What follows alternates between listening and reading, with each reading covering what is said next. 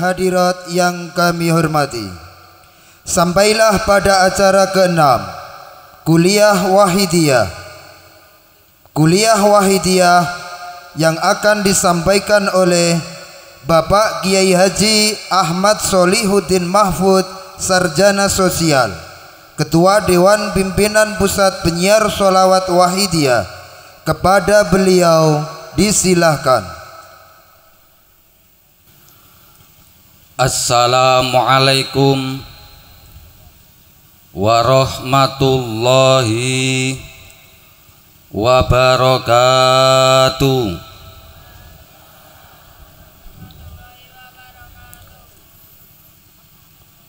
Bismillahirrahmanirrahim. Alhamdulillahilladzi huwal ahad al-wahidu somahdu yahdi lirrasyad bi khairi khalqika syafi'il umami ya rabbana sholli alaihi sallimi wal ali gharikna bi bahril wahdati fi kulli halin daima wa sa'ati ya rabbana ya dal ula ya dan nawal ya dal jalali wal jamali wal kamal. Anta ra'ufun wa rahimun wa ghafur. Anna zalumun wa jahulun wa kafur. Laisa lana illa azimu afika ya Allah, wa ma lana illa azimu fadlika ya Allah. Faghfir lana ya Rabbana, faghfir lana waftah lana waradina. Ya ayyuhal ghausu salamullah alaika rabbini biiznillah wanzur ilayya sayyidi binadarah musilatin lil hadratil aliyah, amma ba'du. Hadratul kurama, para bapak alim ulama, bapak kiai, ibu nyai, bapak haji, ibu hajah, tokoh-tokoh masyarakat, tokoh agama, para sesepuh, bini sepuh, aji sepuh yang senantiasa saya hormati dan yang saya muliakan, kepada para bapak ibu pejabat pemerintah, baik dari Muspida tingkat 1 Jawa Timur, Muspida tingkat 2 Lamongan, Bapak Muspika, khususnya beliau Bapak Kabintal Kodam 5 Brawijaya, beliau Bapak Kolonel Haji Muhammad Rifai yang saya hormati, dan juga kepada Bapak Kapolsek Babat, beliau Bapak Kompol Sodikin yang saya hormati pula, dan juga beserta seluruh jajarannya yang berkenan hadir yang saya hormati. Kepada jajaran pengurus penyiar sholawat Wahidiyah baik tingkat pusat, tingkat provinsi Jawa Timur, tingkat cabang kabupaten kota, beserta seluruh pengurus tingkat kecamatan, tingkat desa, kelurahan, imam-imam jamaah yang berkenan hadir, khususnya beliau Bapak Kiai Haji Muhammad Rohan Sanusi, Ketua Umum Dewan Pimpinan Pusat Penyiar Sholawat Wahidiyah, dan juga kepada beliau Bapak Kiai Haji Ibnu Alwan, Ketua Majelis Takim Pusat Penyiar Sholawat Wahidiyah yang saya muliakan dan yang saya hormati. Hadirin wal hadirat minal muslimina wal muslimat wal wahidiyina wal wahidiyat rahimakumullah wa hadakumullah. Adik-adik, remaja, kanak-kanak yang saya banggakan dan yang saya dambakan, insya Allah sangat diharapkan menjadi pemimpin-pemimpin bangsa di masa yang akan datang, yang lebih diridhoi Allah Subhanahu wa taala pun yang saya cintai. Penata acara, para panitia yang saya taati, untuk menyingkat dan memanfaatkan waktu yang sudah larut malam, untuk itu sanjungan tasakur, sanjungan sholawat salam, salam ikroman wa ta'ziman wa mahabatan, saya makmum kepada hati para hadirin wal hadirat, khususnya makmum kepada yang telah melaksanakan tugas.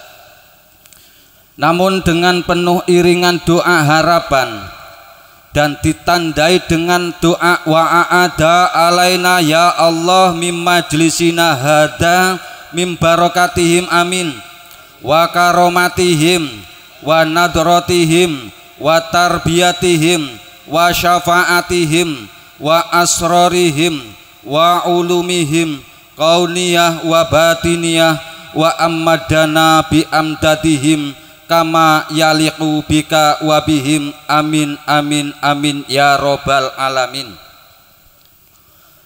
Dengan penuh iringan doa harapan, mudah-mudahan beliau-beliau para kekasih Allah, khususnya beliau Rasulullah sallallahu alaihi wasallam wa ghauzi hadza zaman radhiyallahu an, senantiasa memberikan jangkungan doa restu, memberikan barokah karomah dan jangkungan-jangkungan pancaran nadroh kepada kita semua, khususnya yang hadir dan umumnya kepada umat masyarakat bangsa dan negara ini.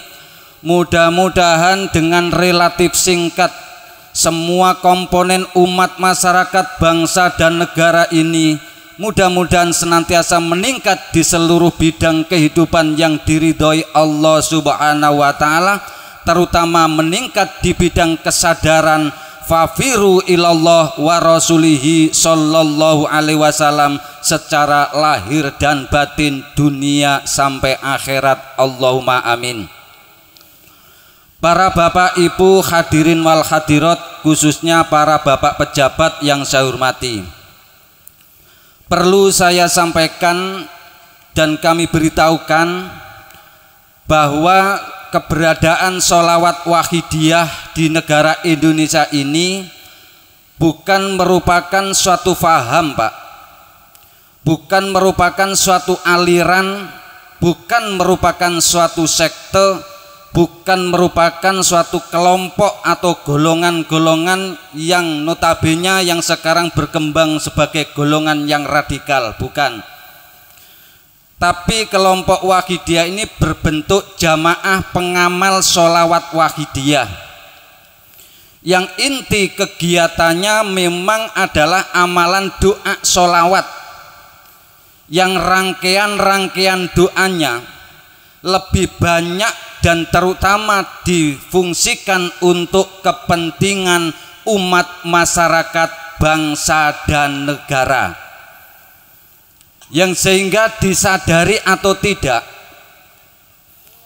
di saat para pengamal sholawat wahidiyah ini melakukan doa atau istilahnya mujahadah, oleh beliau mu'alif sholawat wahidiyah telah diangkat derajatnya menjadi orang yang khairun nas anfa'uhum linnas. Sebaik-baik manusia itu ialah manusia yang memberikan nilai manfaat kepada manusia lain, kepada orang lain. Meskipun yang diberikan oleh para pengamal wahidiyah kepada umat masyarakat, bangsa dan negara ini hanya sebatas dukungan moral berupa doa permohonan kepada Allah Subhanahu wa Ta'ala. Tema yang tertulis di belakang ini bukan hanya sebagai slogan. Yang tertulis berbunyi doa bersama bagi keselamatan bangsa dan negara, bukan hanya sebagai slogan atau hiasan, tapi betul-betul bukti keberadaan sholawat wahidiyah ini memang difungsikan untuk kepentingan umat masyarakat, bangsa dan negara. Terbukti di dalam rangkaian doa sholawat wahidiyah ada doa yang berbunyi Allahumma barik fima khalaqta wa hadhil baldah ya Allah, yang artinya, ya Allah, berilah berkah kepada makhluk ciptaanmu semua ini, termasuk diri kita, termasuk katanya tadi disampaikan bangsa jin, bangsa yang tidak kelihatan, makhluk yang tampak manusia atau bukan, semua ciptaan Allah dimintakan doa keberkahan melalui pengamalan sholawat wahidiyah. Ya Allah, berilah berkah kepada makhluk ciptaanmu ini dan juga kepada bangsa dan negaraku ini. Allahumma barik fima khalaqta wa hadil baldah ya Allah, baldah negeriku ini, bangsaku ini dimintakan keberkahan barokah. Apa itu barokah? Barokah itu ziyadatul khair, bertambahnya nilai kebaikan menurut Allah Subhanahu wa Ta'ala. Yang sehingga setiap pengamal wahidiyah bermujahadah ini mendoakan seluruh komponen umat masyarakat, baik yang punya status sebagai rakyat maupun pejabat, yang akhirnya wahidiyah senantiasa demo memohon kepada Allah, bukan demo kepada pejabat pemerintahan, termasuk para pemimpin-pemimpin bangsa mulai dari tingkat pusat sampai tingkat RT, termasuk di dalam doa-doa wahidiyah yang didoakan. Karena kita menyadari para pengamal wahidiyah ini dengan mengikuti bimbingan beliau Rasulullah Shallallahu Alaihi Wasallam, beliau Rasul menegaskan, ya ayuhan nas la tasubul a'immah ud'ullaha lakum bisilahin fa inna silahakum silakun lakum.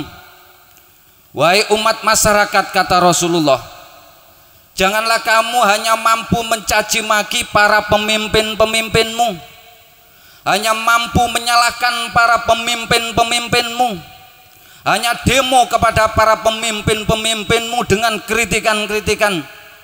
Jangan seperti itu, tapi doakan para pemimpinmu mulai dari pusat sampai tingkatan bawah dengan doa yang baik kepada Allah Subhanahu wa Ta'ala.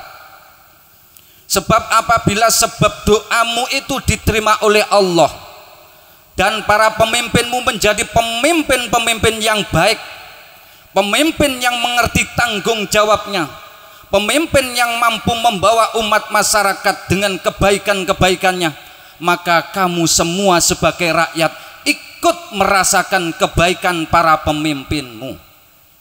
Oleh sebab itu momen-momen mujadah, apapun mujadah dalam Wahidiyah senantiasa bernilai demo memohon kepada Allah Subhanahu wa Ta'ala untuk seluruh komponen umat masyarakat.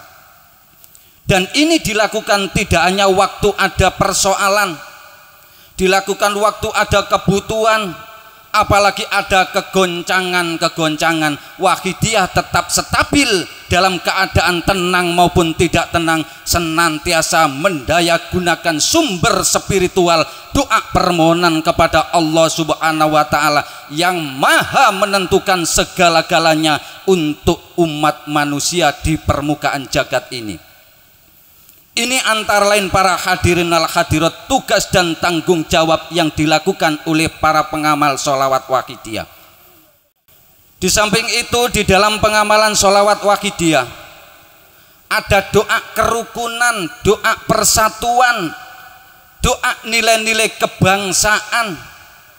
Yang tadi disampaikan NKRI adalah harga mati nomor 1. Memang betul, karena kita lahir di negara Indonesia ini.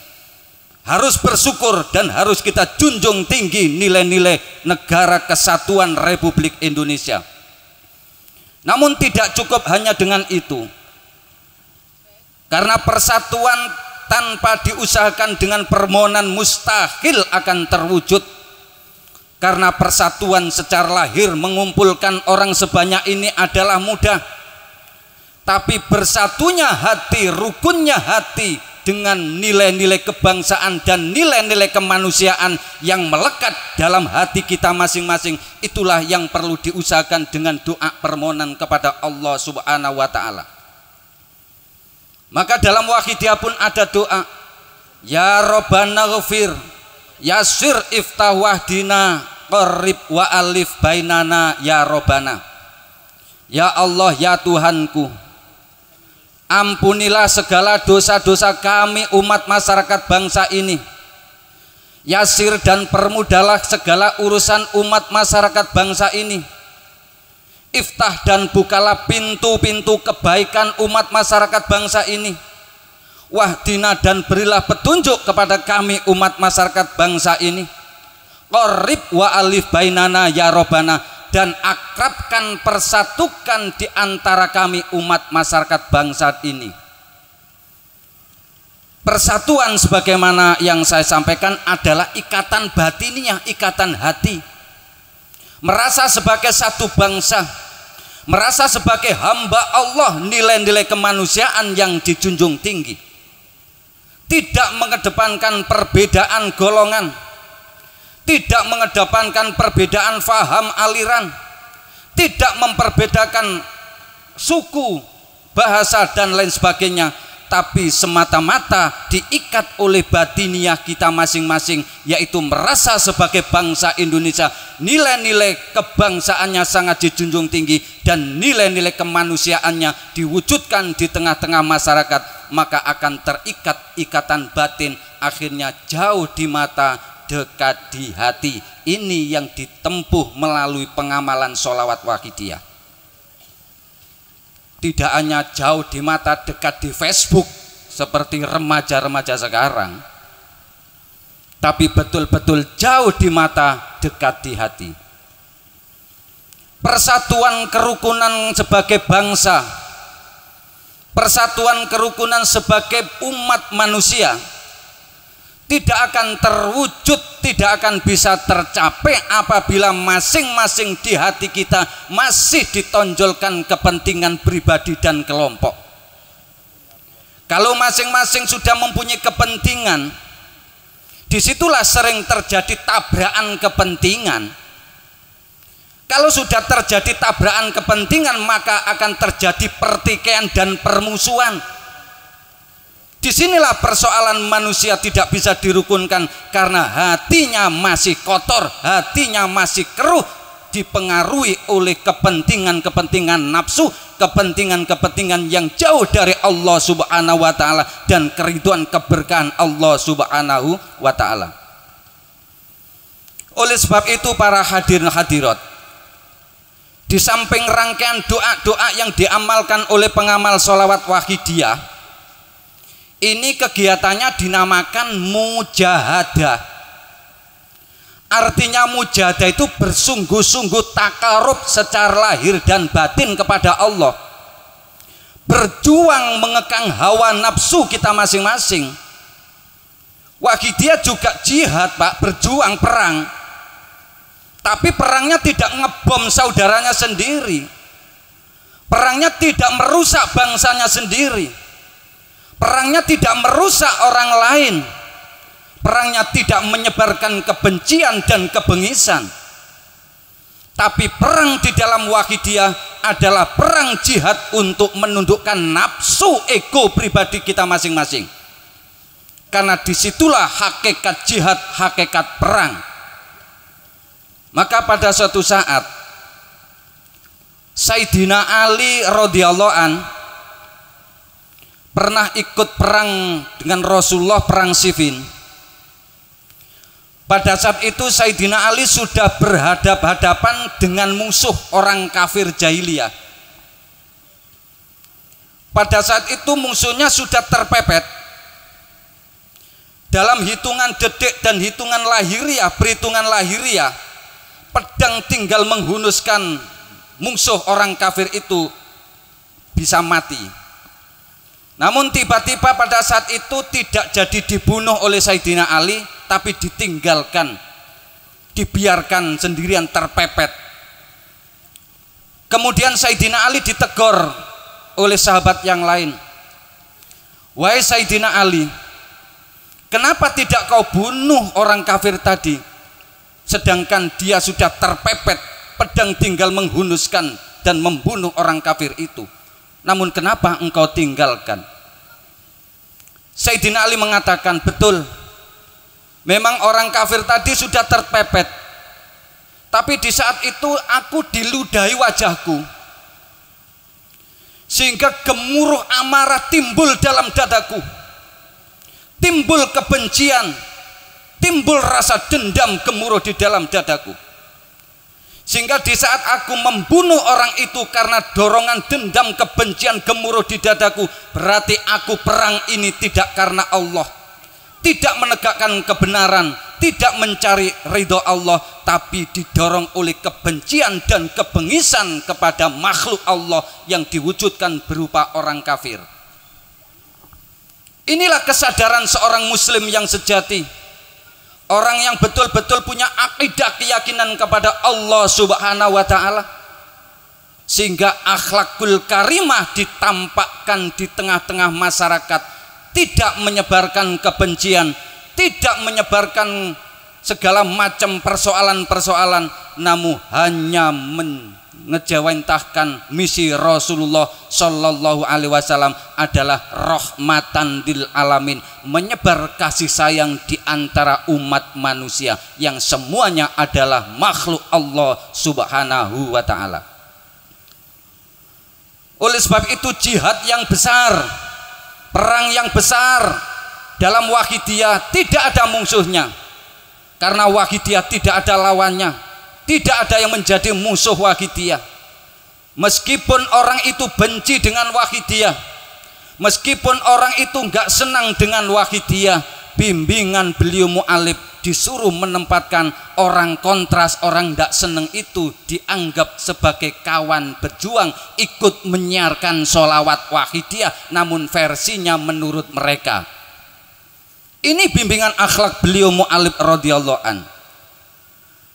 Karena dalam Wahidiyah tidak ada musuh, tidak ada lawan. Musuh dan lawan adalah nafsu yang ada di dalam hati kita masing-masing. Inna a'da aduwika nafsuka baina jambaika. Sesungguhnya nafsu yang paling licik, nafsu yang paling berbahaya, musuh yang paling berbahaya, musuh yang paling melicik adalah nafsu yang ada di dalam hatimu masing-masing. Ba'dul Arifin pun menegaskan, ta'aruf nafsaka fa innaka la ta'man min ghawailiha fa inna nafsa abkhasu min sab'ina syaitan. Kata orang-orang arif billah, kenalilah nafsu yang ada di dalam dirimu masing-masing, Kenalilah nafsu yang ada di dalam hatimu masing-masing. Sebab kamu tidak akan bisa selamat dari tipu daya jebakan imperialis nafsu yang ada di dalam dirimu. Karena menghadapi satu nafsu itu lebih berat daripada menghadapi 70 iblis, 70 setan. Nafsu lebih berbahaya. Maka dalam perjuangan wahidiyah yang disebut mujahadah adalah mengekang nafsu-nafsu angkara yang ada di dalam hati kita, seperti nafsu bahimiyah, nafsu rojokoyo. Senengannya nggih cuma memenuhi bidang perperutan, yang dikejar-kejar urusan materi dan biologis, sehingga orang kalau sudah diperbudak oleh nafsu bahimiyah rojokoyo seperti hayawan pada umumnya, maka seringkali menghalalkan segala macam cara. Hidupnya seakan-akan berwujud manusia tapi perilakunya sudah hayawan. Ini yang perlu dikendalikan dan diperangi dengan mujahadah sholawat wahidiyah. Dan juga nafsu sabu'iyah, nafsu hayawan galak. Nilai-nilai kemanusiaannya sudah hilang, bengis, gila jabatan, gila kehormatan, ingin menang sendiri, tidak mau dikalahkan dan lain sebagainya. Inilah sifat-sifat nafsu hayawan galak, senantiasa menindas kepada yang lemah, yang tidak mampu justru dipermainkan seenaknya. Ini yang perlu diperangi dan perlu disingkirkan dari dalam hati kita dengan mujahadah jihad yang besar ini.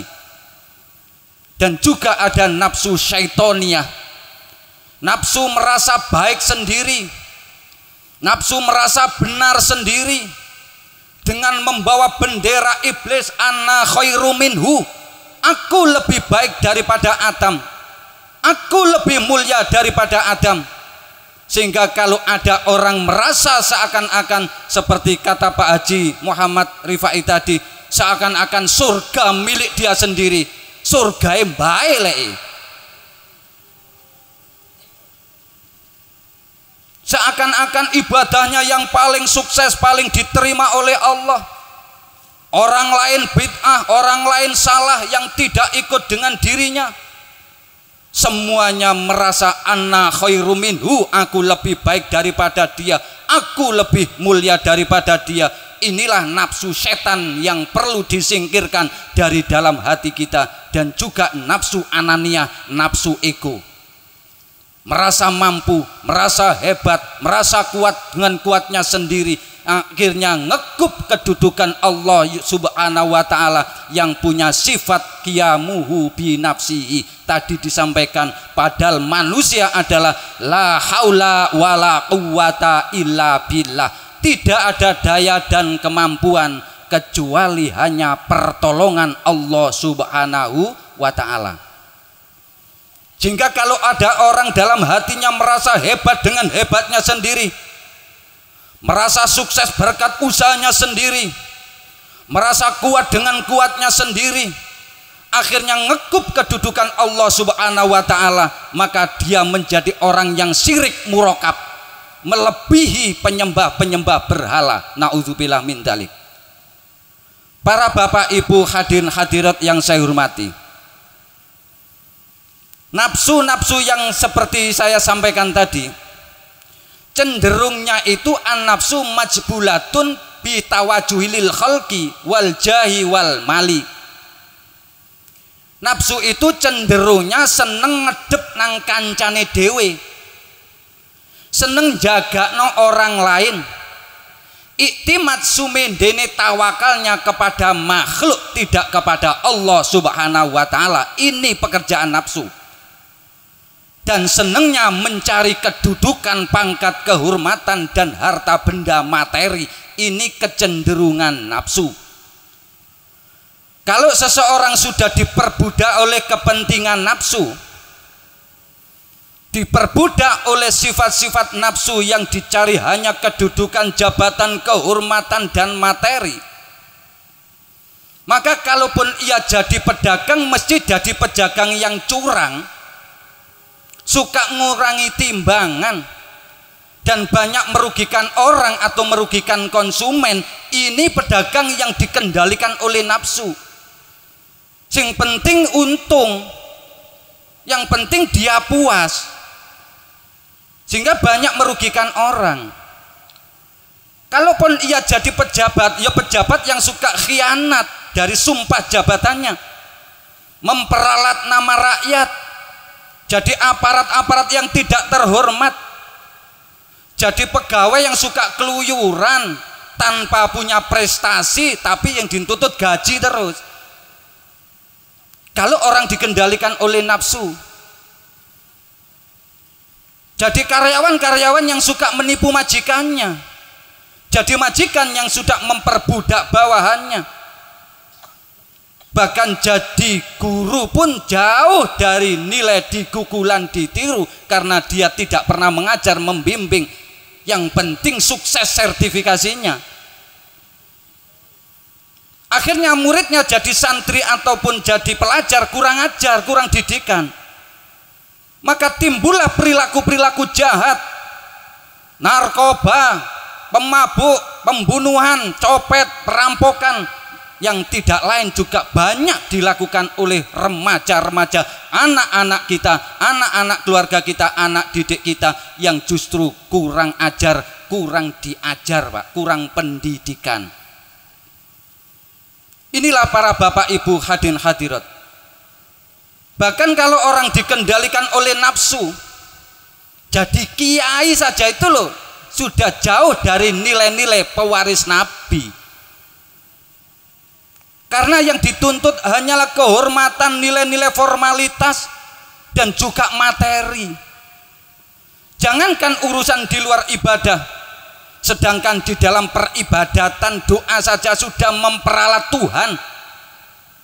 Sergep mujadai kalau hajatnya, persoalannya muncul, dia sergep istighosah karena banyak persoalan, kata Pak Muhammad Rifai tadi, supaya dagangannya laris, supaya pangkat jabatannya naik, supaya ekonominya lancar.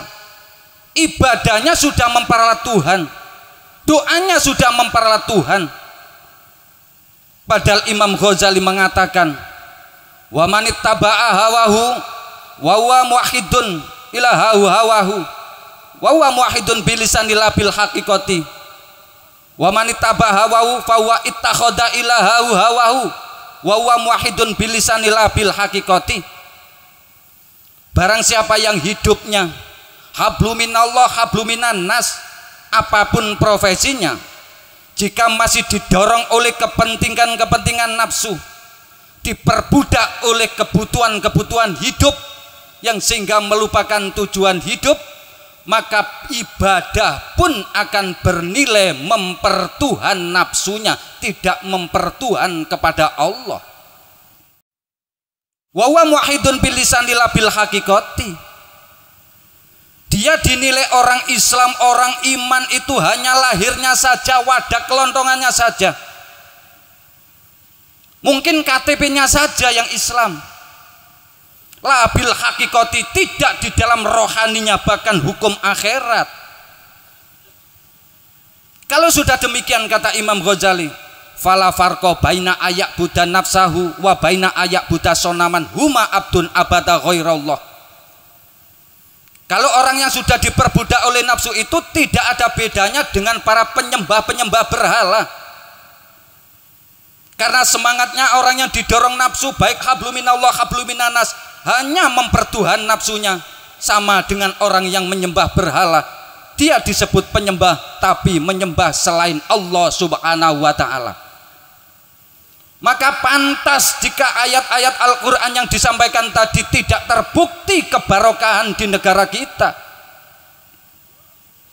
Walau anna ahlal qura amanu wattaqau la fatahna alim barakati minas sama'i wal ardi walakin kadzabu fa akhadnahum bima kanu yaksibun.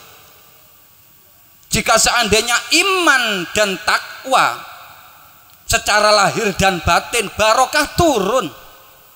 Tapi kita semua adalah pendusta-pendusta iman, pembohong-pembohong iman. Ternyata kita melakukan ibadah pun masih banyak mempertuhan nafsu diri kita masing-masing. Inilah para bapak ibu hadirin hadirat. Sehingga apabila dilihat dari kacamata akidah, dilihat dari kacamata iman, dilihat dari kacamata rohani akhirat, apapun yang dilakukan oleh orang yang diperbudak oleh nafsu sia-sia, tidak ada gunanya. Bahkan di dalam kitab Sirajul Thalibin syarah kitab Minhajul Abidin dipertanyakan, kaifa ta'budu man la ta'rifuhu wa rubama taqitu fihi wa bi sifati mimma yukhaliful haqqa fatakunu ibadatuka haba'an mansura. Kata kitab Sirajul Thalibin dipertanyakan, bagaimana kamu itu bisa menyembah kepada zat yang kamu itu tidak kenal? Bagaimana kamu bisa menyembah kepada Allah yang kamu itu tidak kenal, tidak makrifat? Kita kepada Allah cuma tahu, mungkin banyak tahunya dengan lafaz tulisan Allah. Kalau hanya tahu tidak banyak fungsi, Pak. Sering saya sampaikan, mungkin di antara kula panjenengan apabila ditanya, sampean tahu siapa Presiden Republik Indonesia sekarang ini? Saya yakin semua menjawab Bapak Jokowi. Kalau ditanya, sampean kenal? Mayoritas menjawab tidak kenal. Padahal yang bermanfaat itu kenalnya, dekatnya. Kita kepada Allah Subhanahu wa Ta'ala tidak hanya cukup kenal dengan ayat-ayatnya, tidak cukup kenal dengan tulisannya. Kalau hanya hafal tulisannya, hafal Quran hadisnya banyak, Pak. Tapi kalau tidak makrifat, tidak akidah ketauhidan ditanam dalam hati, apal Qur'ane, apal hadise, akhirnya senang mengkafirkan orang lain, membid'ah-bid'ahkan orang lain. Ini karena hatinya belum tertanam ketauhidan, kemakrifatan, sehingga akhlakul karimah tidak tercipta dalam kehidupan kita sehari, dalam ta'abud maupun dalam bermasyarakat. Sehingga dipertanyakan oleh kitab ini, bagaimana kamu bisa beribadah nyembah kepada zat, kepada Allah yang kamu tidak kenal, tidak makrifat? Ketika kamu mengiktikadkan Allah dan sifat-sifat Allah, mimma yukhaliful haqqa fatakunu ibadatukan haba'an mansura. Ketika kamu mengiktikadkan Allah dan sifat-sifatnya itu tidak sesuai dan tidak cocok dengan kedudukan Allah Subhanahu wa Ta'ala, fatakunu ibadatuka haba'an mansura, maka ibadahmu tiap hari jungkir walik batu sampai ngapal haba'an mansura, bagaikan debu dihambur-hamburkan angin, tidak ada gunanya. Na'udzubillah min dzalik. Inilah para bapak ibu hadirin hadirat yang saya hormati, antara lain yang diperjuangkan melalui pengamalan sholawat wahidiyah. Maka bimbingan-bimbingan dalam pengamalan sholawat wahidiyah mengikuti tuntunan beliau Rasulullah Shallallahu Alaihi Wasallam, membimbing bidang akidah dan bidang syariah, bidang keyakinan, bidang ketauhidan, bidang iman dan bidang syariah. Dan Rasulullah memperjuangkan bidang akidah ini yang didahulukan. 13 tahun beliau membimbing masyarakat di Quraisy sana. Beliau Rasulullah membimbing umat masyarakat hanya bidang ketauhidan, bidang iman 13 tahun. Maka surat-surat Al-Quran yang turun di Mekah semuanya itu mengandung nilai tauhid, nilai iman, nilai akidah. Suratnya ada 86 surat, 4.780 ayat. Sedangkan bidang syariah, bidang hukum, bidang fikih turun di Madaniyah, di Madinah, suratnya cuma 28 surat, ayatnya 1456 ayat. Bidang akidah, bidang keyakinan ayatnya 4780 ayat, 86 surat. Berarti begitu pentingnya masalah akidah, keyakinan, ketauhidan, iman yang ada di dalam diri manusia.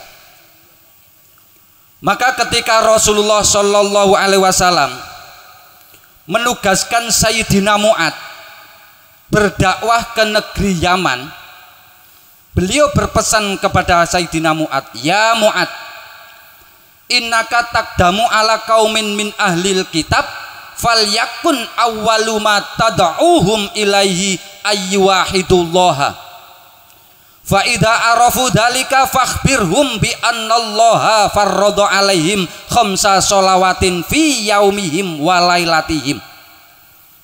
Kata Rasulullah, wahai Mu'ad, nanti di saat kamu nanti sudah ada di negeri Yaman dan bertemu dengan orang-orang ahli kitab, artinya orang-orang kitab Samawi, agama Samawi, baik Taurat, Zabur dan Injil, niki adalah kitab Samawi, kitabnya Allah Subhanahu wa Ta'ala. Orang-orang yang mengikuti kitab-kitab itu wajib diajak bertauhid. Maka kata Rasulullah kepada Sayyidina Mu'ad, ketika kamu sudah sampai ke negeri Yaman dan bertemu dengan masyarakat ahli kitab, hendaklah yang pertama kali kau sampaikan ayyuwahidullaha, supaya masyarakat itu mentauhidkan, memahaesakan Allah secara lahir dan batin. Fa idza arafu dzalika, maka ketika masyarakat sudah ma'rifat, sadar, istilah wahidiyah, kenal sifat-sifat Allah, wujud, qidam, baqo dan seterusnya, diterapkan di jiwa yang mukhal kepunyaan dirinya, sudah ma'rifat kepada Allah dengan sifat-sifat Allah, sudah kenal sadar dengan Allah, kabarkan bahwa Allah mewajibkan kepada mereka melaksanakan sholat 5 waktu sehari semalam. Maka rukun Islam pun diawali dengan syahadat, bukan sholat dulu. Syahadat adalah penanaman nilai-nilai tauhid. Syahadat adalah penyaksikan untuk akidah, keyakinan dalam hati. Ibarat bangun rumah, itu pondasinya.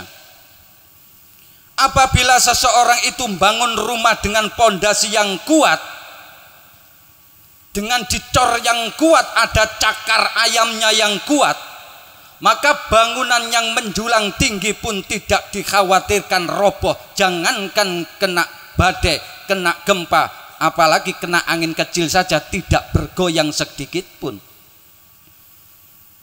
Demikian pula akidah kita, Pak.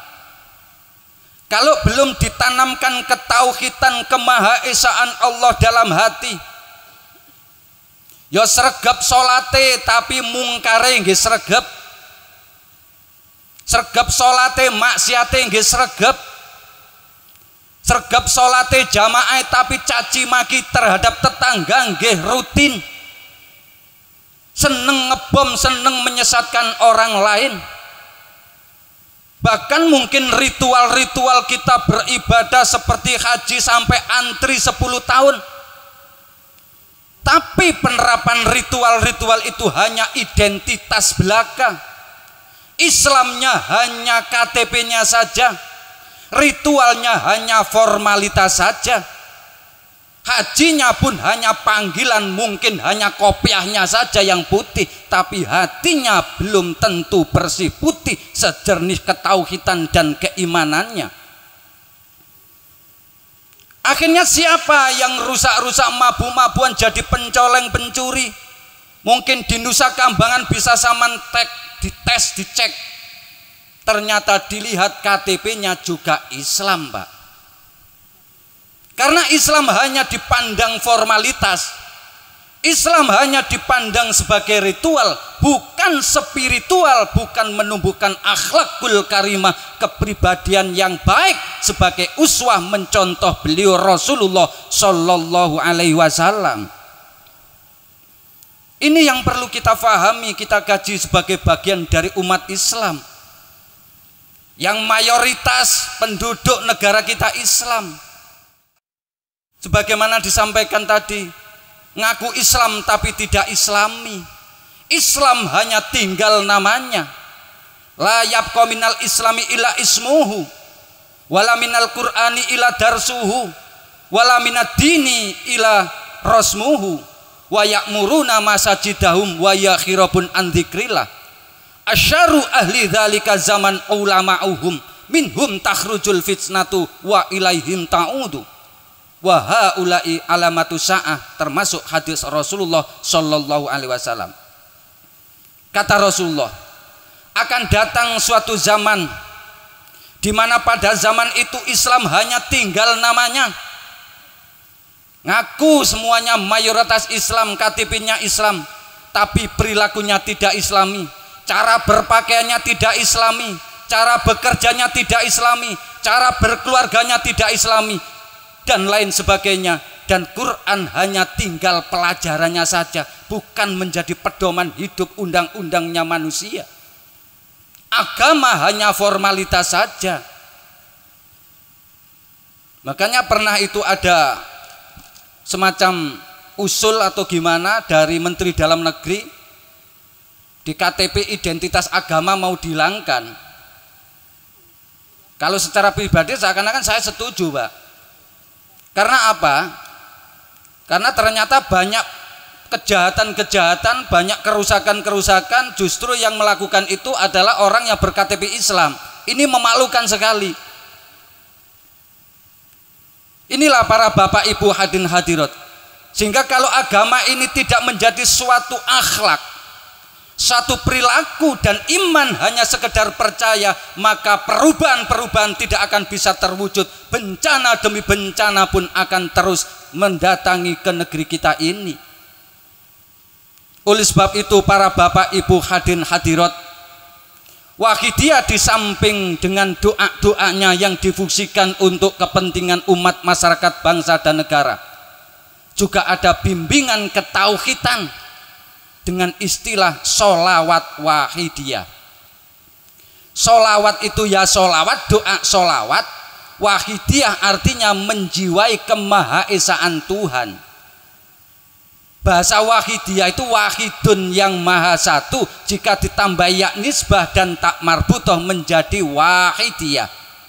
Artinya sholawat atau doa-doa yang dirangkai dengan nilai-nilai tauhid, nilai-nilai memahaesakan Allah. Bahasa Indonesia nih, ketuhanan yang maha esa, bahasa wahidiyah itu. Sebetulnya wahidiyah, keberadaan wahidiyah ini sangat cocok dengan falsafah bangsa Indonesia. Sila pertama, ketuhanan yang maha esa. Loh, Pancasila dengan sila-silanya itu tidak hanya sekedar pajangan di kantor, Pak.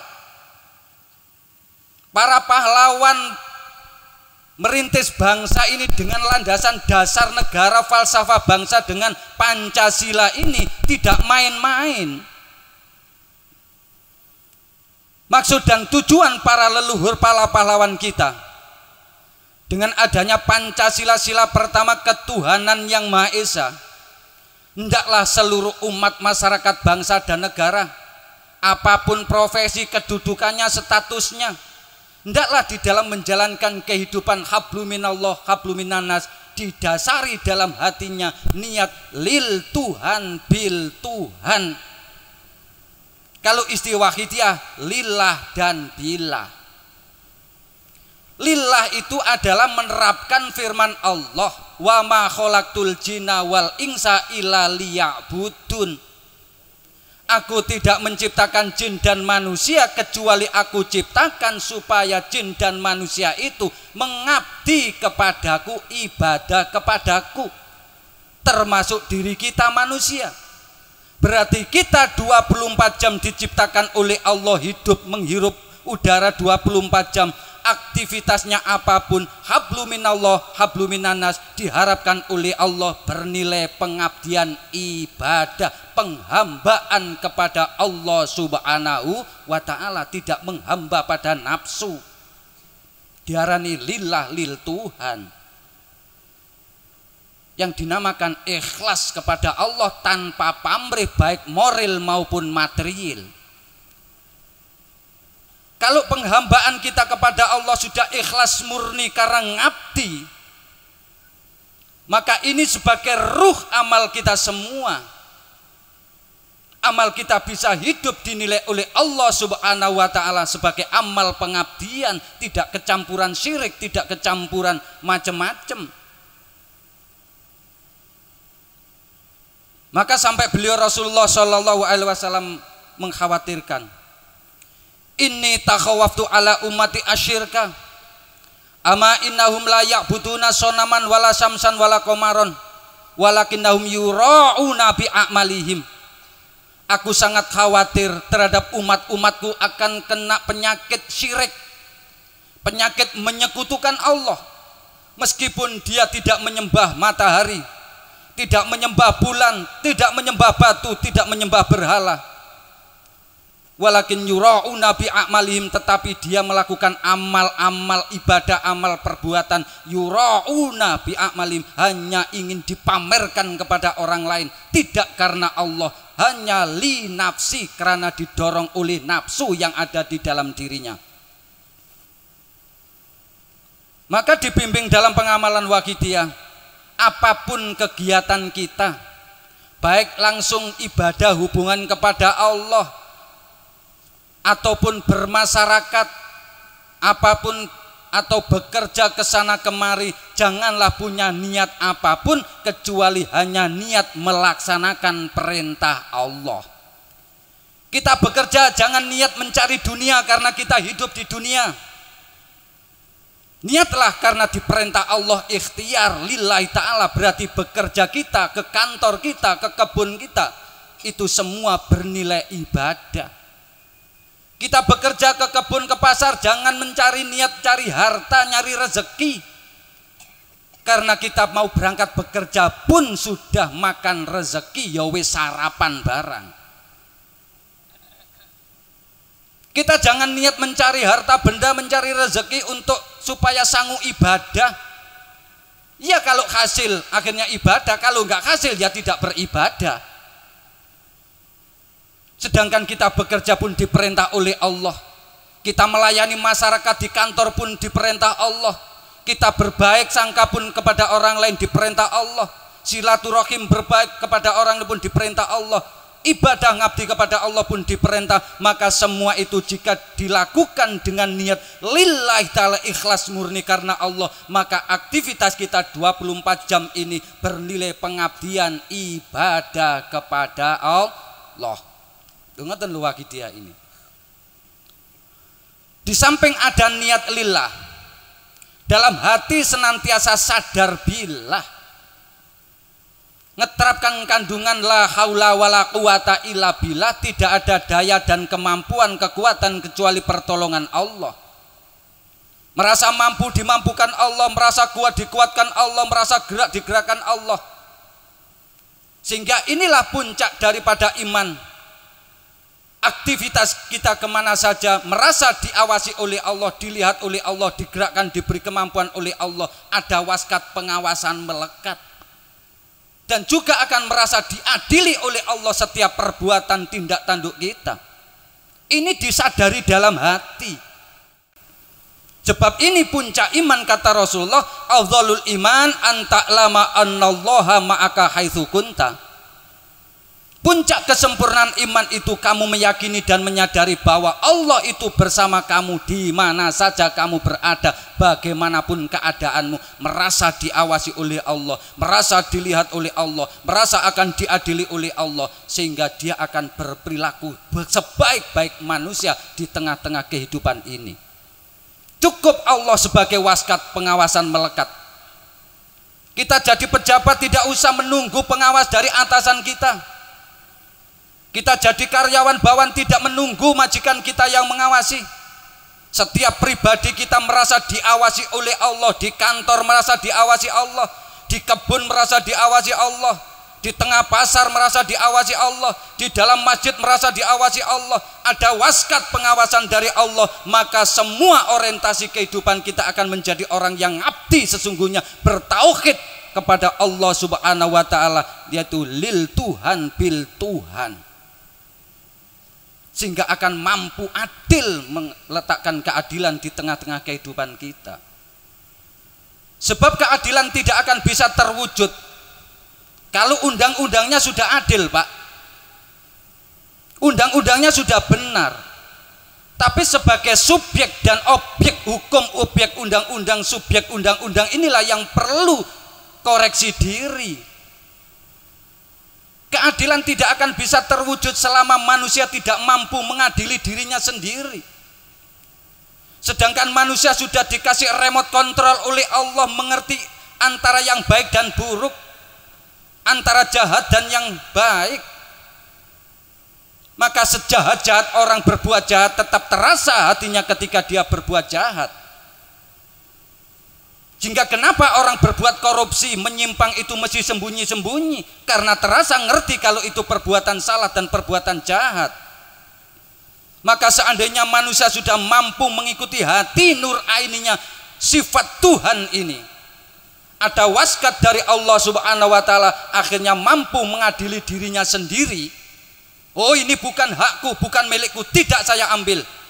Oh, ini milik rakyat, akan saya berikan dengan sesungguhnya. Maka dia pun akan mampu menciptakan keadilan yang sesungguhnya. Inilah para bapak ibu hadirin al hadirat yang ditempuh melalui pengamalan sholawat wahidiyah. Insya Allah jika seseorang itu sudah mampu lil Tuhan bil Tuhan, istilah wahidiyah lillah billah, maka akan menjadi sila-sila berikutnya itu akan terwujud kemanusiaan yang adil dan beradab, dan seterusnya sila-sila yang lain akan bisa tercipta dengan sesungguhnya. Insya Allah Indonesia akan baldatun thayyibatun warobun ghafur, Allahumma amin. Inilah para bapak ibu hadirin hadirat, sehingga kondisi-kondisi di tengah-tengah umat masyarakat bangsa dan negara ini kita semua jangan acuh tak acuh sebagaimana disampaikan Romo Kiai Haji Muhammad Ruhan Sanusi tadi. Jangan merasa puas dengan pengamalan-pengamalan sholawat wahidiyah secara pribadi apabila tidak ada keprihatinan terhadap umat masyarakat. Kita pun akan dilaknat oleh Allah Subhanahu wa taala. Karena suatu ketika ada sahabat itu bertanya kepada Rasulullah, "Ya Rasulullah, atuhlakul qaryatu wa fiha sholihun?" Ya Rasulullah, apakah bisa suatu kampung, suatu desa, suatu kecamatan, suatu negara itu dituruni bencana musibah oleh Allah, dihancurkan oleh Allah, wa fiha sholihun, padahal di negara kampung itu banyak orang-orang yang soleh, ada orang-orang yang menangis tobat kepadamu? Naam, kata Rasulullah. Bima ya Rasulullah, sebab apa? Bitahawuni wa sukutim an ma'asilah. Sebab orang-orang yang ahli ibadah, orang-orang yang ahli doa itu dengan puas dengan doanya, ibadahnya, ingin mencari selamat surga, ingin dimiliki sendiri, seakan-akan seperti itu. Mereka tidak peduli dengan keadaan umat masyarakat. Mereka tidak peduli dengan kemaksiatan, kemungkaran-kemungkaran yang terjadi di tengah-tengah umat masyarakat. Maka seandainya Allah murka menurunkan bencana, tidak pandang bulu siapapun akan kena kemurkaan Allah. Bagaikan ibarat kita digigit satu semut, padahal yang menggigit cuma satu, kita pun ambil minyak dan kita bakar semua semut yang ada di lubangnya itu. Ini mungkin akan terjadi para hadirin hadirat. Sehingga semua itu perlu koreksi bagi diri kita masing-masing, khususnya para pengamal sholawat wahidiyah yang sudah diberi amanat untuk ikut memikirkan umat masyarakat oleh beliau mu'alif sholawat wahidiyah, diangkat menjadi orang yang sebaik-baik manusia adalah orang yang memberi manfaat, memberi nilai kepada orang lain. Jangan hanya merasa puas bahwa sholawat wahidiyah hanya untuk memenuhi hajat pribadi, kebutuhan kita. Semua apa yang kita kejar-kejar, harta benda, pangkat jabatan, nanti kita tinggalkan dan tidak kita bawa ke hadapan Allah Subhanahu wa taala. Maka para hadirin hadirat, suatu saat Sayyidina Ali ini berjalan di tengah kuburan. Lalu beliau berhenti menangis sejadi-jadinya, sampai wajah beliau penuh dengan linangan air mata, jenggot beliau basah dengan air mata. Lalu Sayyidina Ali berkata, "Wahai ahli kubur, rumah-rumah yang kau tinggalkan sekarang sudah ditempati oleh orang-orang lain. Harta benda kekayaan yang kau cari-cari, kau tumpuk-tumpuk sudah dibagi-bagi oleh orang lain. Bahkan mungkin jadi rebutan keluargamu, anak-anakmu. Suami istri-istrimu yang kau tinggalkan sudah dinikahi oleh orang lain. Inilah yang aku bawa berita dari dunia. Lantas berita apa yang ada pada dirimu, wahai ahli kubur?" kata Sayyidina Ali. Sayyidina Ali pun menegaskan, seandainya orang-orang di ahli kubur itu bisa mampu menjawab, pasti mereka semua serentak menjawab bahwa sebaik-baik bekal menuju alam kubur adalah takwa kepada Allah Subhanahu wa taala dan juga meninggalkan anak-anak generasi yang soleh solihah yang mampu mendoakan kepada kedua orang tuanya. Mari kita koreksi para hadirin hadirat. Sudah siapkah kita meninggalkan anak-anak kita, keluarga kita menuju alam kubur? Sudah siapkah anak-anak kita untuk mampu mendoakan kita sebagai orang yang ada di alam kubur? Sudah siapkah kita mendidik anak-anak kita menjadi orang-orang yang sadar makrifat kepada Allah? Orang-orang yang betul-betul mampu menjadi misi rahmatan lil alamin, membawa nilai-nilai agama sesuai dengan tuntunan Rasulullah, atau justru anak-anak kita ini akan merusak agama kita dengan berkedok agama Islam, menjadi orang-orang yang merusak agama kita, mesok keluarga kita, dan juga akan mengirimi siksa kita nanti di saat kita ada di alam kubur. Man taraka waladan jahilan kullu dzanbin fa'alaihi. Barang siapa yang meninggalkan anak keturunan yang bodoh, tidak ngerti kesadaran, tidak ngerti ibadah, tidak ngerti pendidikan agama, maka di saat orang ini sudah di alam kubur, dia akan ikut menanggung dosa, menanggung maksiat yang dilakukan oleh keluarga anak-anaknya yang ada di dunia. Inilah para bapak ibu hadirin hadirat. Oleh sebab itu sekali lagi mari kita perhatikan, kita rubah sikap dan perilaku kita masing-masing untuk senantiasa menuju kesadaran kepada Allah Subhanahu wa taala wa rasulihi sallallahu alaihi wasallam, dan juga kita prihatinkan kepada anak keluarga kita. Mudah-mudahan menjadi anak yang soleh solihah yang mampu mendoakan kita di saat kita sudah di alam kubur nanti. Allahumma amin. Di samping itu juga para remaja-remaja, apapun kedudukan kula panjenengan, apapun profesinya, apapun bentuk ibadahnya, jangan sampai kita masih punya dosa dan kesalahan kepada kedua orang tua kita.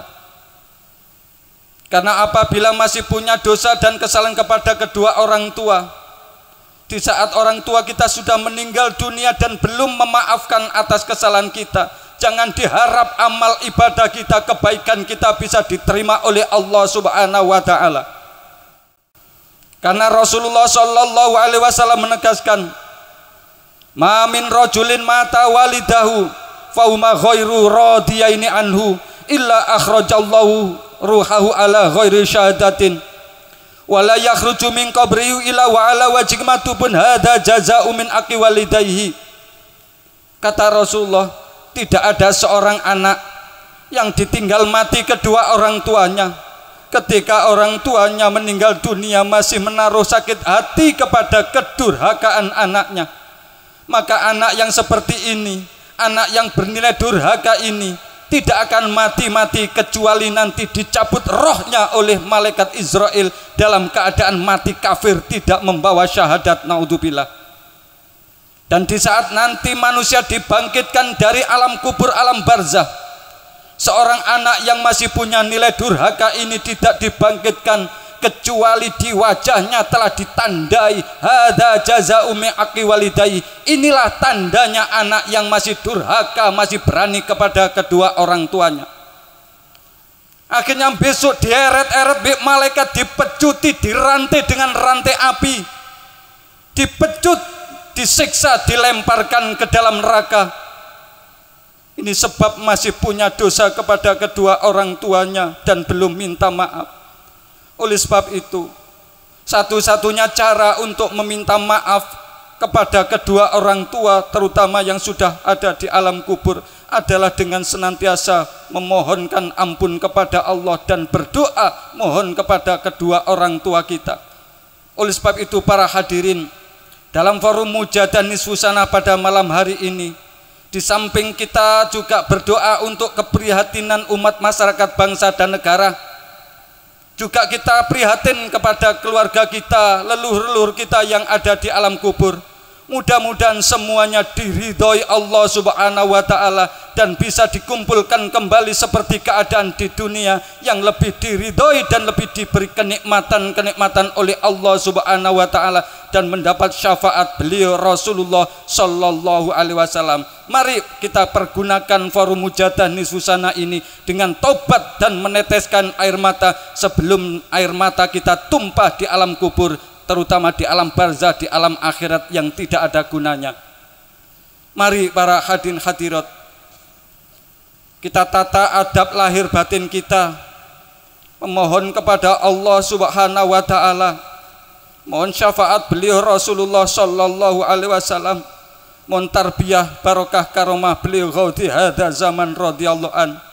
Mudah-mudahan segala sesuatu yang kurang baik dirubah menjadi lebih baik, akhlak-akhlak yang kurang baik dirubah menjadi akhlakul karimah, yang sudah akhlakul karimah ditingkatkan menjadi satu akhlak yang lebih mulia lagi, dan semua keadaan lebih ditingkatkan menuju kesadaran fafiru ilallah wa rasulihi sallallahu alaihi wasallam. Mari para hadirin hadirat, mungkin dalam forum Mujadah ini adalah yang terakhir kali kita bisa hadir, karena siapa tahu satu nanti akan dipanggil oleh Israel dan sudah tidak diberi kesempatan lagi untuk bisa berdoa dan memohon dalam forum Mujadah. Oleh sebab itu mari kita pergunakan dengan sebaik-baiknya dan setepat-tepatnya, dengan merasa tadzalul, hina, merasa rendah di hadapan Allah, merasa zalim, tadzalum, merasa banyak dosa, banyak maksiatnya, iftikar, butuh ampunan Allah, butuh syafaat beliau Rasulullah Sallallahu Alaihi Wasallam. Mari kita belajar ngemis yang sungguh-sungguh para hadirin hadirat. Al-Fatihah.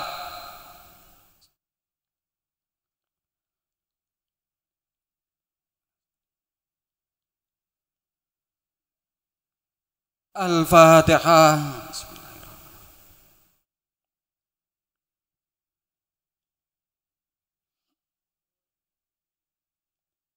Al-Fatihah.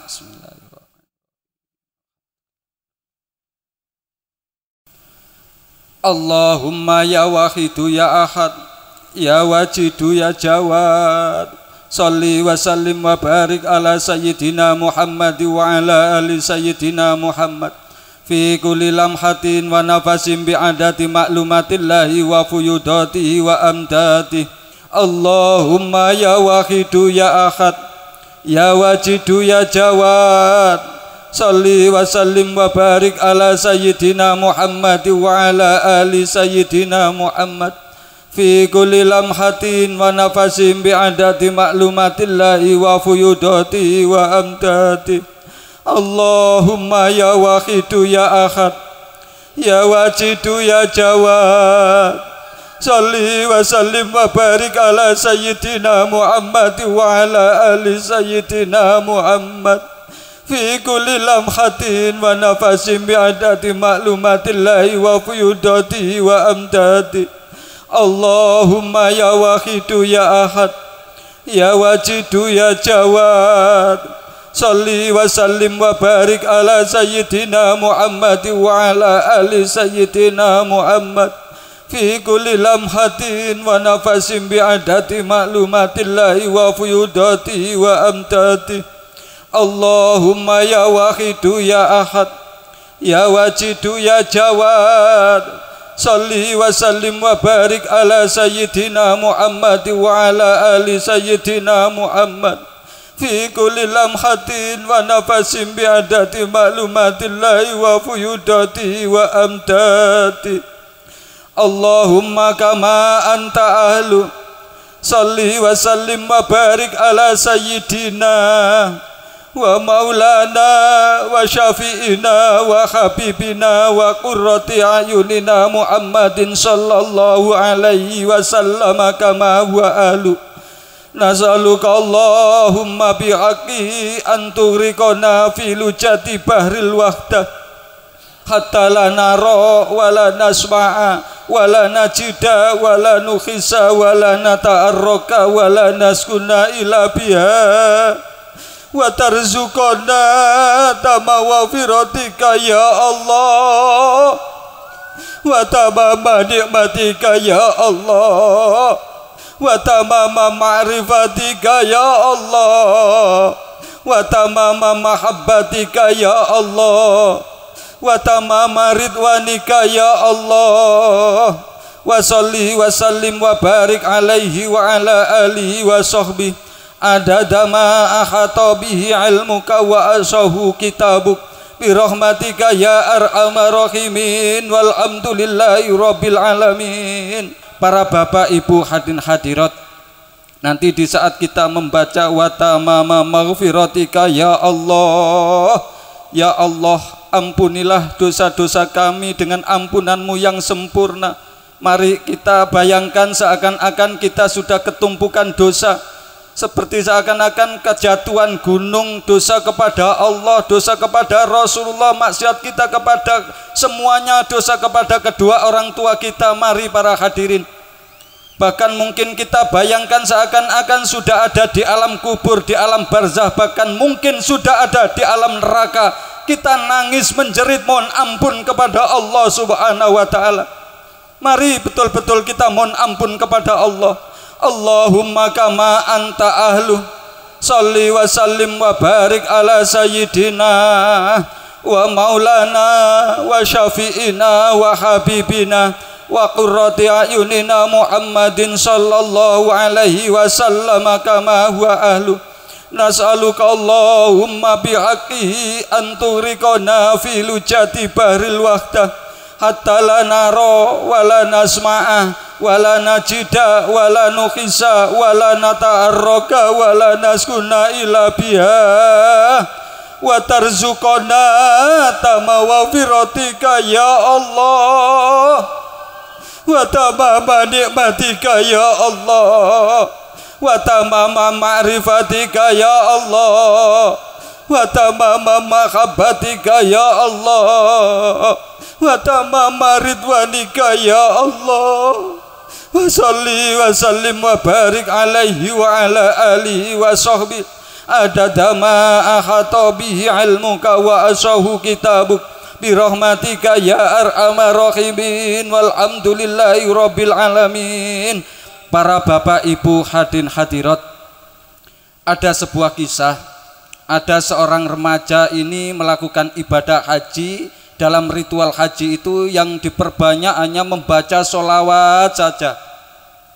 Lalu ada seseorang yang menegur, wahai pemuda, kenapa kamu dalam ritual ibadah haji ini yang kau perbanyak hanya sholawat?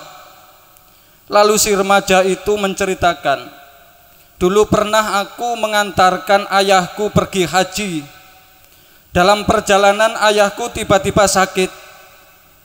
Kemudian sakitnya tambah parah dan akhirnya ayahku meninggal di perjalanan belum sempat melakukan ibadah haji. Yang sangat mengejutkan aku, kata si remaja ini, tiba-tiba ayahku pada waktu meninggal itu wajahnya berubah jadi khimar. Lalu aku menangis memohon kepada Allah Subhanahu wa ta'ala, sampai aku tertidur dan malu melihat wajah ayahku, dan aku tutup dengan kain sampai aku pun memohon kepada Allah sampai tertidur. Namun tiba-tiba dalam tidurku itu aku dihadiri orang yang pakai jubah hijau, mendekati kepada jenazah ayahku dan membuka kain, lalu diusaplah wajah ayahku. Seketika itu wajah ayahku berubah, bersinar menjadi tampan lagi. Lalu aku bertanya kepada orang yang berjubah hijau itu, siapa engkau dan apa dosa ayahku? Orang yang berjubah hijau menjawab, ana Rasulullah, aku adalah Rasulullah. Akhirnya aku pun bersujud di hadapan Rasulullah dan bertanya, ya Rasulullah, dosa dan kesalahan apa yang menimpa ayahku ini? Padahal beliau punya niat tujuan yang suci, ingin melaksanakan ibadah haji. Namun tiba-tiba dalam perjalanan beliau sakit, dan ketika meninggal wajahnya, kepalanya berubah menjadi kepala khimar. Dosa apa ya Rasulullah? Lalu Rasulullah mengatakan, sebetulnya ayahmu ini sudah dinas oleh Allah menjadi penduduk neraka selama-lamanya. Karena ayahmu ini selama hidupnya banyak memakan barang haram, barang riba.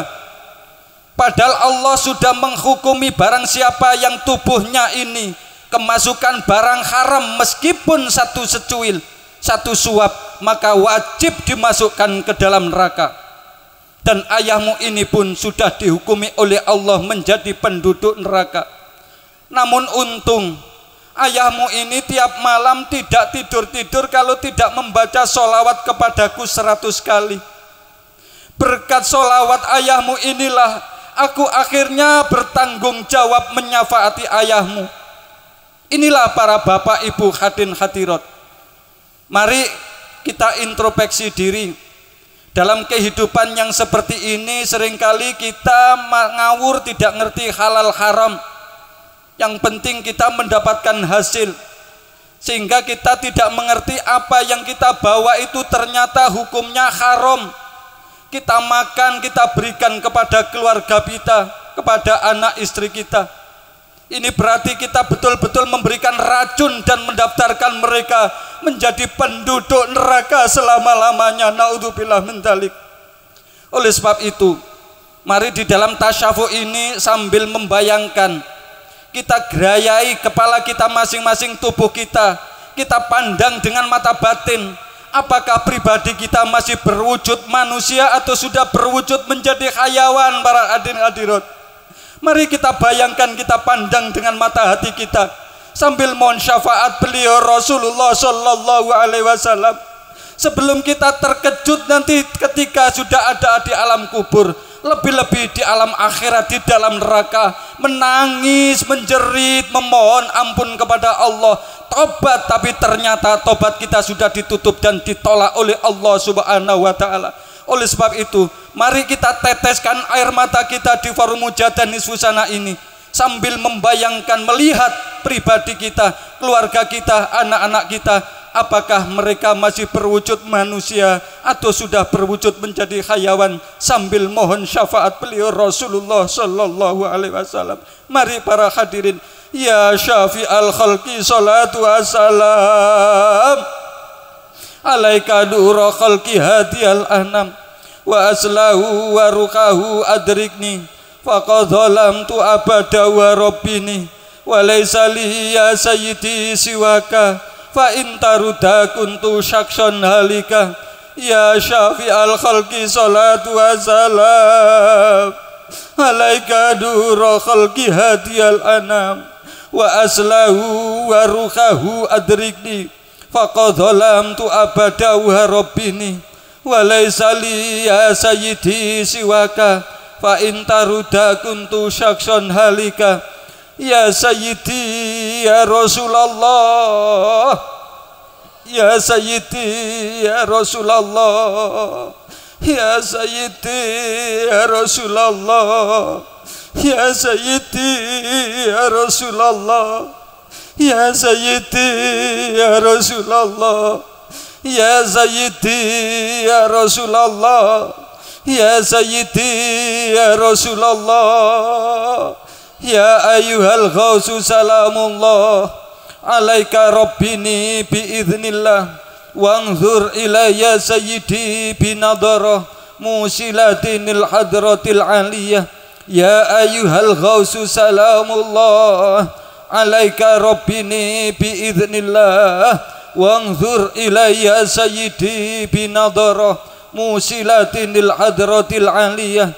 Ya syafi'al khalqi habiballahi salatuhu alaika ma'salamihi dhallat wa dhallat khilati fi baldati khudh biyati ya sayyidi wal ummati.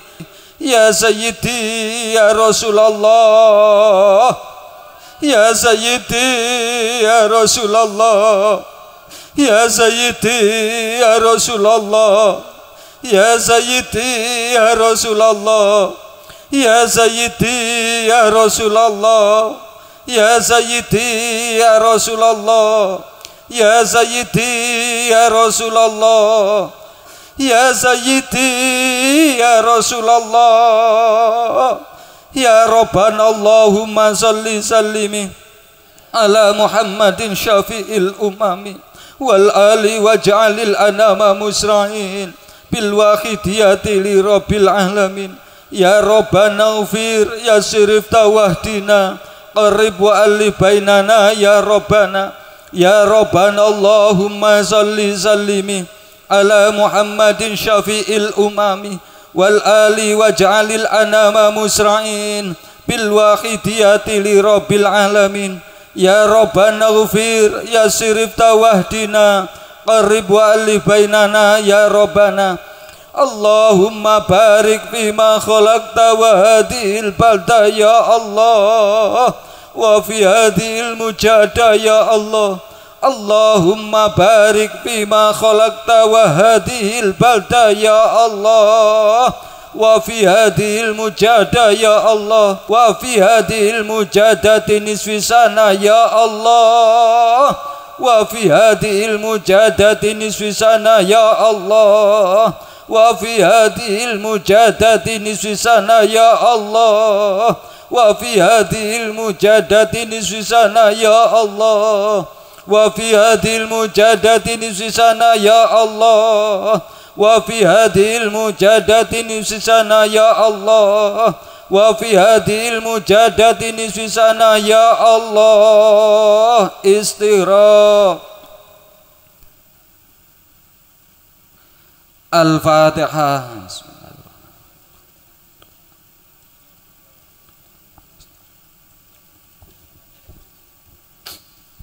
Bismillahirrahmanirrahim. Allahumma bihaqqi ismikal a'zam wa bi jahi sayyidina Muhammadin sallallahu alaihi wasallam wa bi barakati ghawdi hadzal zaman wa a'wanihi wa sairi auliyaika ya Allah. Ya Allah, Ya Allah, radhiyallahu ta'ala anhum. Allahumma bihaqqi ismikal a'zam wa bi jahi sayyidina Muhammadin sallallahu alaihi wasallam wa bi barakati ghawdi hadzal zaman wa a'wanihi wa sairi auliyaika ya Allah. Ya Allah, Ya Allah, radhiyallahu ta'ala anhum. Allahumma bihaqqi ismikal a'zam wa bi jahi sayyidina Muhammadin sallallahu alaihi wasallam wa bi barakati ghawdi hadzal zaman wa a'wanihi wa sairi auliyaika ya Allah. Ya Allah, Ya Allah, radhiyallahu ta'ala anhum. Balligh jami'al alamin nidana hadza waj'al fi ta'siran baligha. Balligh jami'al alamin nidana hadza waj'al fi ta'siran baligha. Balligh jami'al alamin nidana hadza waj'al fi ta'siran baligha. balligh jami'al alamin nida'ana hadza waj'al fi ta'siran baligha balligh jami'al alamin nida'ana hadza waj'al fi ta'siran baligha balligh jami'al alamin nida'ana hadza waj'al fi ta'siran baligha balligh jami'al alamin nida'ana hadza waj'al fi ta'siran baligha fa innaka ala kulli syai'in qadir wa bil ijabati jadir fa innaka ala kulli syai'in qadir wa bil ijabati jadir fa innaka ala kulli syai'in qadir wa bil ijabati jadir fafiru ilallah fafiru ilallah fafiru ilallah fafiru ilallah fafiru ilallah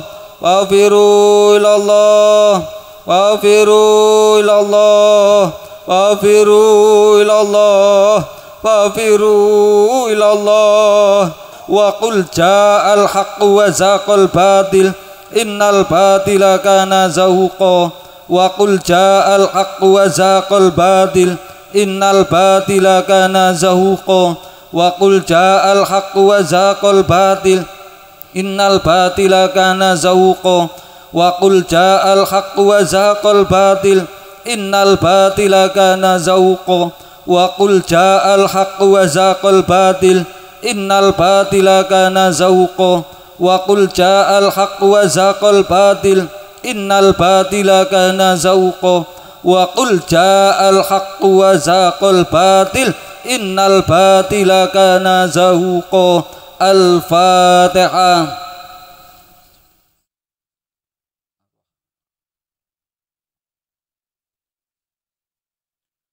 Para bapak ibu hadirin hadirat, husnudzon husnul yakin, doa mujadah kita semua pada malam hari ini betul-betul diridhoi Allah subhanahu wa ta'ala wa rasulihi sallallahu alaihi wasallam, sehingga membuahkan manfaat barokah maslahah lahir batin yang seluas-luasnya sebesar-besarnya fid dini wad dunya wal akhirah, kusipun kangge pribadi lan keluarga kula panjenengan umumipun dumateng umat masyarakat bangsa dan negara, sehingga masyarakat bangsa dan negara kula panjenengan menjadi masyarakat yang baldatun thayyibatun warabun ghafur. Allahumma amin.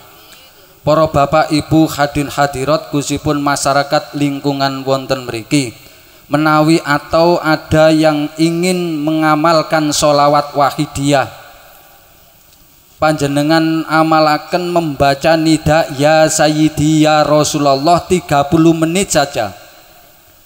Waktunya terserah, panjenengan memilih waktu yang longgar, kapan, jam berapa terserah. Yang penting dilakukan tiap hari 30 menit sampai 40 hari dilakukan berturut-turut. Nanti panjenengan rasakan sendiri bagaimana perubahan sikap perilaku, perubahan hati, ketenangan hidup kita, perubahan keberkahan hidup keluarga kita. Panjenengan buktikan sendiri-sendiri, yaitu dengan mengamalkan nida ya sayyidi ya Rasulullah selama 30 menit berturut-turut selama dilakukan 40 hari tanpa putus. Insya Allah akan dirasakan sendiri-sendiri. Inilah para bapak ibu hadirin hadirat yang bisa saya sampaikan dalam forum mujadah nisfu sana ini.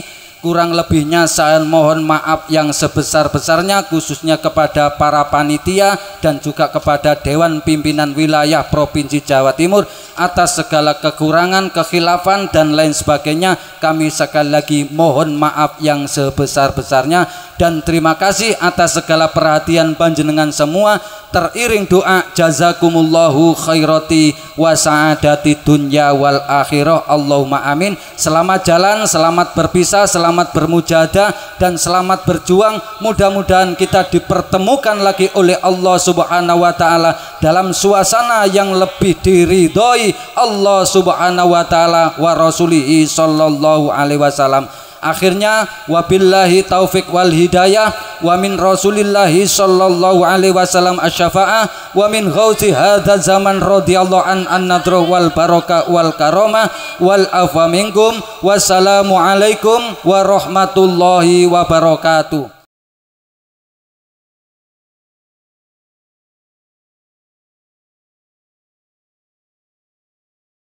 Kepada Bapak Kiai Ahmad Solihuddin Mahfud Sarjana Sosial, kami ucapkan banyak terima kasih.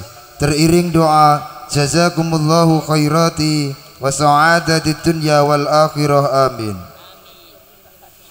Al-Fatihah.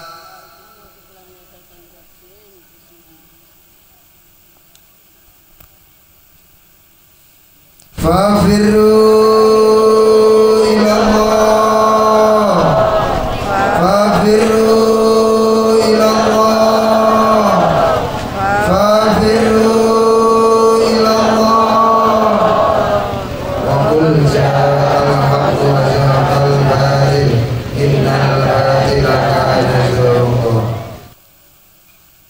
Al-Fatihah.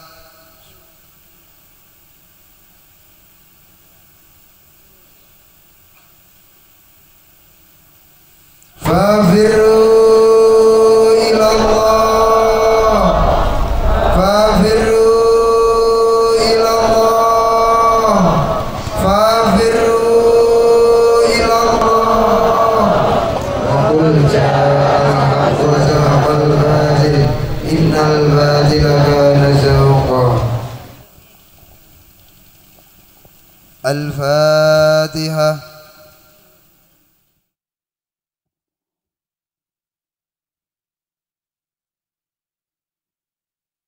Fafirru ilallah, fafirru ilallah, fafirru ilallah. Wa qul ja'al haqqu wa zahaqal batil innal batila kana zahuqa. Al-Fatihah.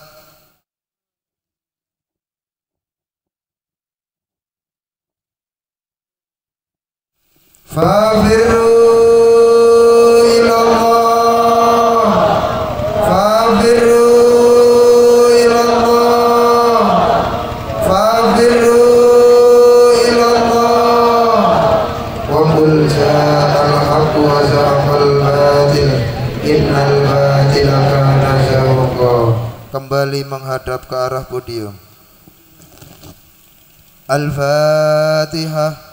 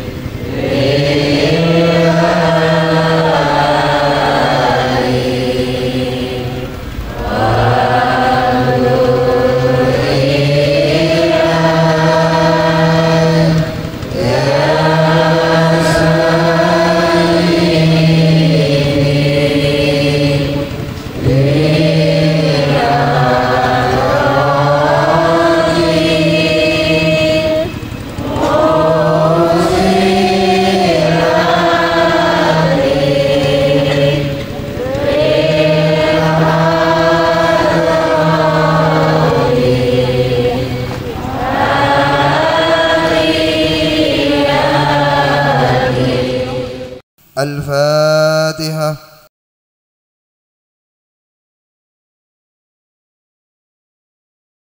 Hadirin hadirat yang kami hormati, dengan selesainya acara ini, marilah kita ucapkan Alhamdulillahi Rabbil Alamin. Kami sebagai penata acara mengucapkan terima kasih atas perhatiannya dan mohon maaf atas segala kesalahan dan kekhilafan. Wabillahi taufiq wal hidayah wa min Rasulillahi sallallahu alaihi wasallam asy-syafa'ah wa tarbiyah wa min ghauthi hadzal zaman radhiyallahu an-nadrah wal barakah. Wassalamu alaikum wa alaikumussalam warahmatullahi wabarakatuh.